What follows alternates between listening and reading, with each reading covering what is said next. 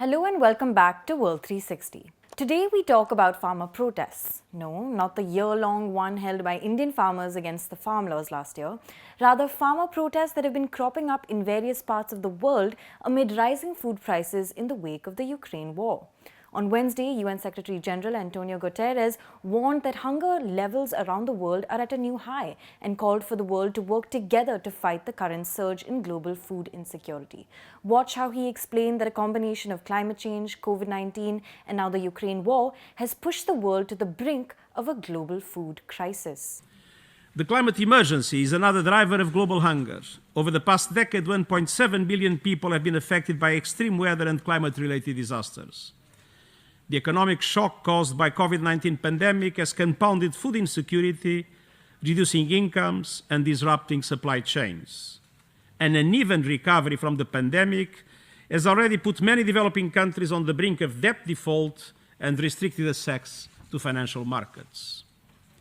And now, the Russian invasion in Ukraine is amplifying and accelerating all these factors: climate change, COVID-19, and inequality.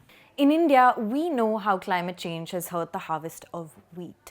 Just last Saturday, the Indian government announced that it would ban the export of wheat after severe heat waves across the country affected crop yields.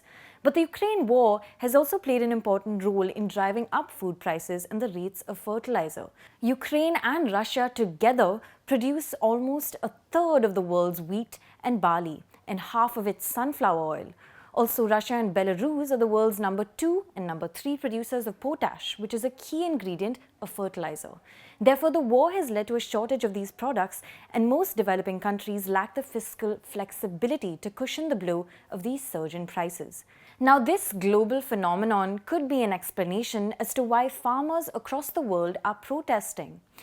The island of Cyprus, which exports a lot of dairy products, has been facing a lot of problems with regard to halloumi cheese, a traditional soft rubbery Cypriot cheese made from goat and sheep's milk.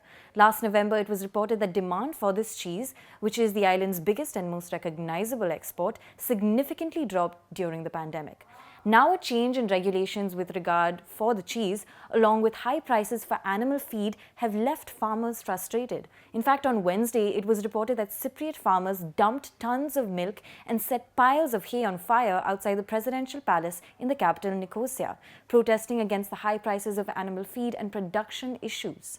Now, Argentina, one of the world's top food exporters, has witnessed similar protests. In late April, thousands of Argentine farmers protested in Buenos Aires against the government's inability to contain food prices and curb rampant inflation. The farmers also called for a reduction on taxes on food exports, which was started by the previous government to prioritize domestic supply. Now, when the war broke out in Ukraine, there was in fact speculation that countries like Argentina could help alleviate imminent global food crises.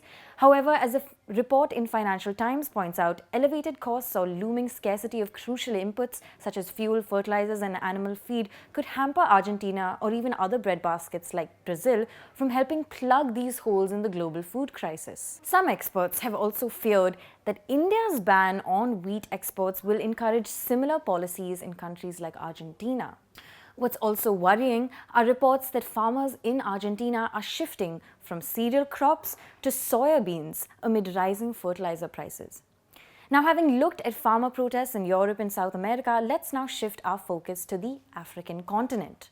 Last week, the government in Tunisia announced that it will raise the prices of some foods, including milk, eggs, and poultry, just this week. This was in response to farmer protests against a jump in animal feed prices and a surge in energy costs amid the war in Ukraine. Tunisia also imports a significant amount of wheat, about $467 million worth in 2020, making wheat the country's third most imported product. Therefore, the country has been badly hit by a rise in global wheat prices due to the war in Ukraine. Before we conclude, let's look at Indonesia, which banned the export of palm oil on 28 April to contain domestic supply of cooking oil. On Monday, farmers in Indonesia staged a protest in the capital, Jakarta, demanding the government to roll back its ban on the export of palm oil, saying it had negatively affected their incomes. Palm oil is mainly used in cooking oil or in food products, detergents, and cosmetics. On Thursday afternoon, however, Indonesia decided to lift its export ban on palm oil. Researchers like Joseph Glauber, a researcher with US-based International Food Policy Research Institute, have termed such policies as food protectionism, but have also pointed out that similar government actions are being taken in Europe, with Moldova and Serbia restricting sales of crops like wheat and sugar, and Bulgaria allocating government funds to increase its national grains reserve. Thank you so much for watching. This is Pia Krishnankutty for The Print. Do subscribe to ThePrint.in and follow us on social media.